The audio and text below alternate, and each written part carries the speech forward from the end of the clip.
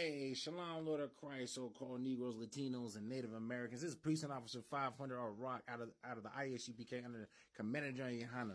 You understand? Out here in Las Vegas with another episode of Food for Thought. This week for Food for Thought, man, all of y'all should already be hip to it. If not, I'm gonna, give you a little quick rundown off of what just happened.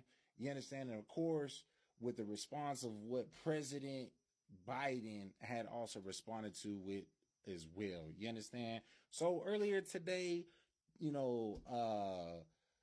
previous President Trump was at a rally, doing a rally, so, to regain more supporters and whatnot for his election, for this upcoming election this year.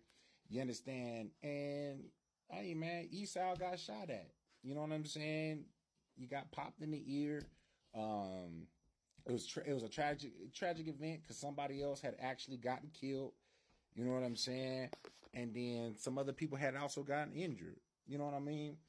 But there's something actually in specific that I want y'all to digest and take in for food for thought this week. You understand? And that's this article right here. It says Biden and Trump speak after he says this violence has no place in America. And this is referring to what I just spoke on, the violence that was committed against Trump, where Trump had been, there was an attempted assassination on him. You understand? The article does begin to read where President Joe Biden spoke with former President Donald Trump on Saturday night, just hours after a possible assassination attempt on him at his rally in Pennsylvania. But what I want y'all to really take in, man, for this food for thought, is what this article title says, because this was actually a part of what President Joe Biden actually said in his response to this event, which was, he says, this violence has no place in America. Hey, man, let's start thinking about this. So if I may, America really wasn't even the foundation, in fact, of America was built off of black slaves, right? And we all know just the gist of the violence that was committed on so-called Negroes, Latinos, and Native Americans with, our oppressors building up this country.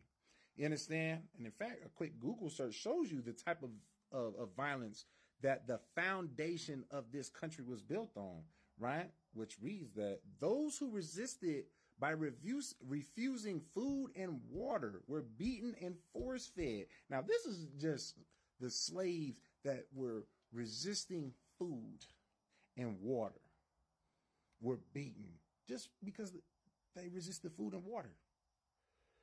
But yet there was great violence that was committed on them to get them to eat. Reading on, attempts at more violent and organized rebellion were even more savagely punished, that's a very interesting point that it says it was savagely punished, because of course we all know that, the government for the last 400 years has been trying to point the finger at a specific peoples for being savages in the land of North and South America, or just the Western world as a whole. But yet, you do a simple Google search, it tells you that somebody was actually being a savage. Reading on, right? Some people preferred death to slavery and committed suicide during the voyage or later. You understand? This is during the time of the transatlantic slave trade, right? But I got more. Just hold on one. Then, we can get a little bit, the more that I got to bring out is, of course, being more specific of the punishments, which are enslaved people were punished by whipping, shackling, hanging, beating, burning, mutilation, branding, rape, and imprisonment, right? Now, with all of that put together, right, for us to take in for food for thought, to digest, let that digest for us, a simple moment. That is the foundation of what this country was built off of. You understand? But yet today they say, oh, there is no room for this type of violence. Now, this is what I got to ask y'all. Is there no room for this type of violence that happened to Donald Trump because that happened to a so-called white man?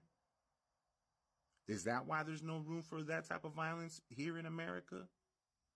I mean, we see how historically people were dealt with here in America. So where do we actually draw the line when it comes to violence? And mind you as well, and I'm going to leave it at this, isn't it our duty, according to the American Constitution, if the American government is corrupt, for us to be able to bear up arms against the government? I mean, isn't that literally our right to be able to do so?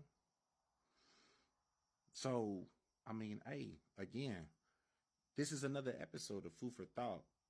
For those of y'all that listen this far, man, leave your comments and thoughts in the chat. You understand? Let me know what y'all think.